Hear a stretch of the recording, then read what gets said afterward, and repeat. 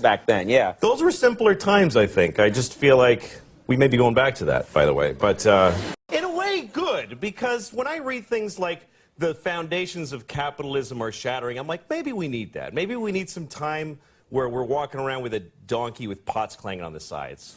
You think that would just bring us back to reality? Yeah, because everything is amazing right now, and nobody's happy. Like, in my lifetime, the changes in the world have been incredible. When I was a kid, we had a rotary phone.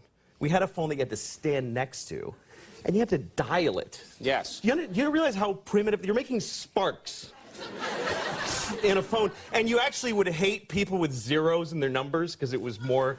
It's like, oh, this guy's got 2 zeros. Screw that guy. Why do I want to? Yeah.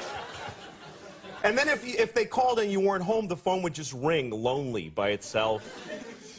And then if you wanted money, you had to go in the bank for when it was open for like 3 hours. You had to stay in line, write yourself a check like an idiot. And then when you ran out of money, you'd just go, well, I can't do any more things now. Right. I can't do any more things. That's it, yeah. That was it. And even if you had a credit card, the guy would go, ugh, and he'd bring out this whole shunk, and he'd write, yes. You'd have to call the president to see if you have any money. And it's all true, kids. You had to call the president, yeah.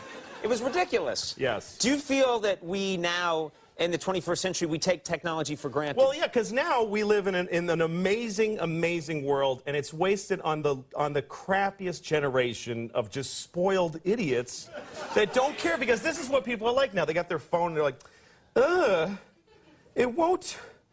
Give it a second. It's going to space. Can you give it a second to get back from space? Is the speed of light too slow for you? Yeah. I was on an airplane, and there was internet, high-speed internet on the airplane. That's the newest thing that I know exists. And I'm sitting on the plane, and they go, open up your laptop. You can go on the internet. And it's fast, and I'm watching YouTube clips. I'm in an airplane. And then it breaks down. And they apologize. The internet's not working. The guy next to me goes, this is bullshit.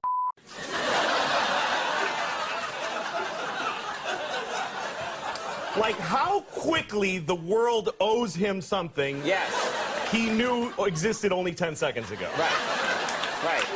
And on planes,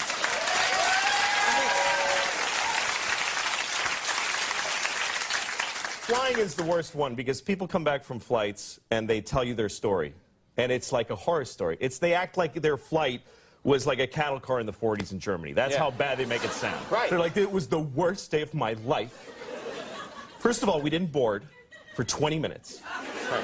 And then we get on the plane, and they made us sit there on the runway for 40 minutes. We had to sit there. Oh, really? What happened next? Did you fly through the air incredibly like a bird? Did you partake in the miracle of human flight, you non-contributing zero that you got to fly? You're flying! It's amazing. Everybody on every plane should just constantly be going, oh my God! Wow! Yes. You're flying. You're sitting in a chair in the sky. Yes. Yeah, that's right. Now, Louis... But it doesn't go back a lot. and it's not really... You know, here's the thing. People, like, they say there's delays on flights. Yeah. Delays, really? New York to California in 5 hours. That used to take 30 years to do that. And a bunch of you would die on the way there and have a baby. You'd be a whole different group of people by the time you got there. Now you watch a movie and you take a dump and you're home. Yeah.